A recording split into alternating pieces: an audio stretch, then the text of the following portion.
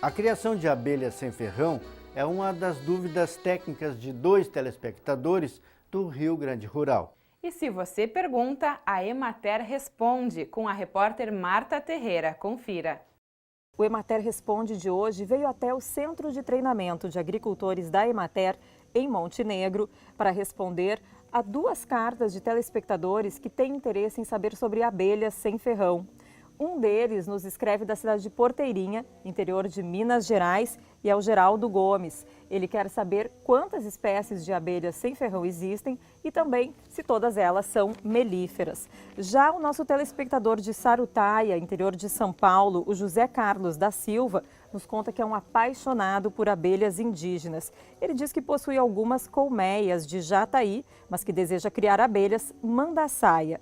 Ele quer saber com quantas colmeias ele deve começar e como ele deve proceder para que não exista consanguinidade entre elas. O desejo dele é de chegar a 50 colmeias e ele quer saber como fazer para atingir essa meta. E quem vai responder as dúvidas técnicas dos nossos telespectadores é o extensionista da Emater, Paulo Conrad. É contigo, Paulo.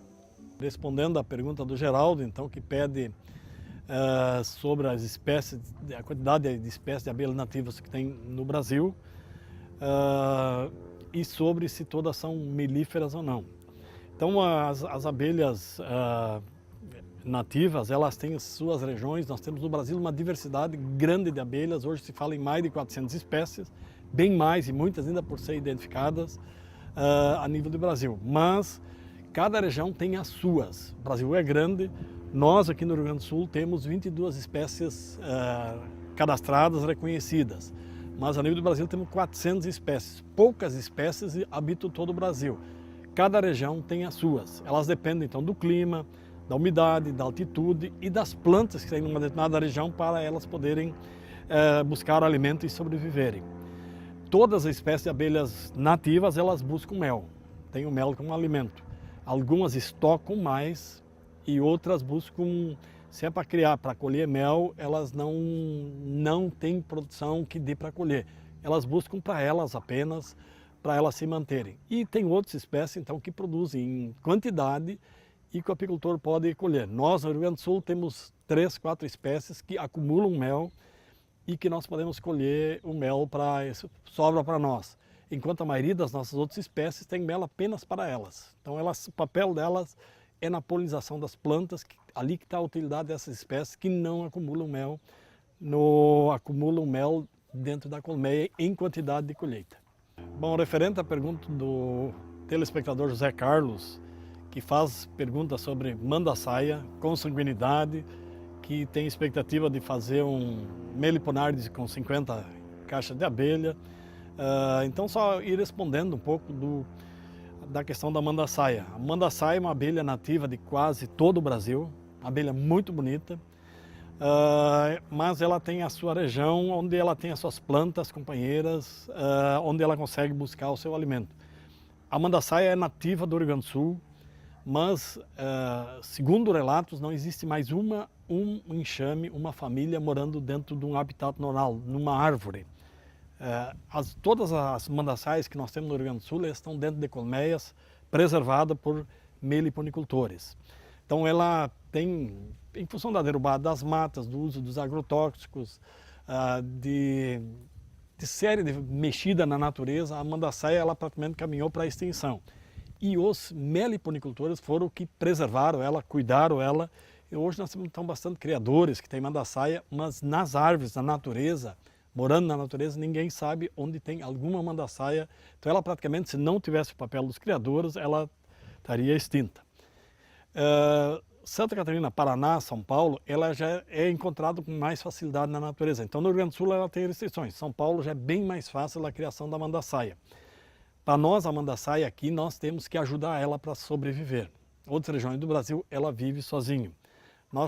Nessa época do ano, quando vai para o inverno, a nossa mandaçaia nós precisamos ajudar na alimentação. Ela não consegue suprir a família com alimento sozinha.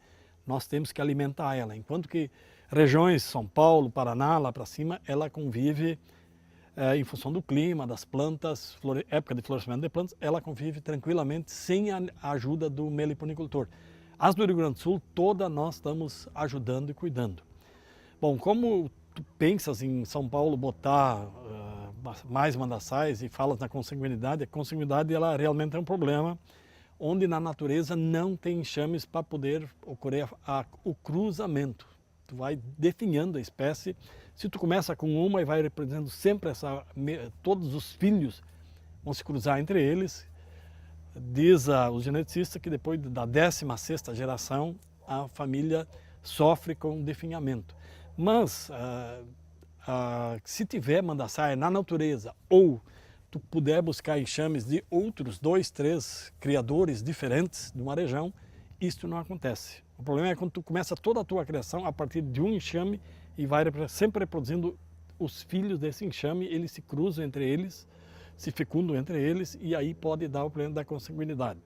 Por isso é importante então que o criador ele busque mandaçais em 2, 3 locais diferentes, que tem genética então um pouco diferente e evita a consanguinidade. As abelhas não se cruzam entre elas. Nós temos 400 espécies de abelhas no Brasil, nós no Rio Grande do Sul temos 21, não sei quanto tem em São Paulo, mas cada espécie só é fecundada pela sua própria espécie, elas não se cruzam. Uma jataí jamais vai cruzar com uma mandaçaia, ou com uma tubuna, ou com qualquer outra espécie. A jataí só se cruza com jataí. E ali, nessas condições dela cruzar só com ela mesma, que pode dar problema de consanguinidade. Não existe cruzamento entre espécies. Então a mandaçaia é uma abelha linda de criar, nós aqui precisamos ajudar ela para passar o inverno.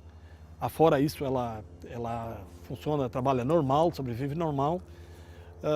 E a jataí é uma espécie que tu citaste, mas já é uma espécie que tem aqui muito no sul, ela tem praticamente todo o Brasil.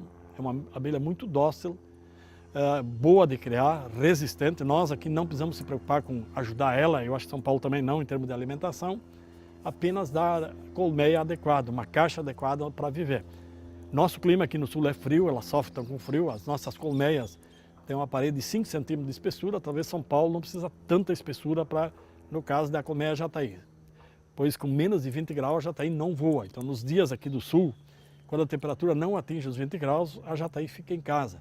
E à medida que a temperatura vai caindo, o frio vai passando para dentro da colmeia e elas sofrem para se manter. Então nós temos características que São Paulo é diferente, o clima lá é diferente, as condições é diferente, e assim como qualquer outro local do Brasil. O maior custo para nós aqui no sul do Brasil, Rio Grande do Sul, é o enxame.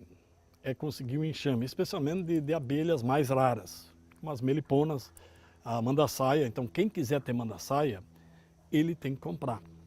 Ele tem que comprar o primeiro enxame, ele tem que comprar, porque ele não acha na natureza. Mas as espécies mais comuns que estão adaptadas na região, você pode pegar através de iscas, que são garrafas PET colocadas escurecidas, que você vai encontrar informações na internet, como é que fazer essas iscas, e elas, no momento de procriação, elas soltam enxame e eles procuram locais para morar. Então, as iscas é um método bom de conseguir os enxames para não precisar comprar. Depois que tu tem os primeiros enxames, quando tu domina um pouco da biologia da abelha, os meliponicultores trabalham por divisão.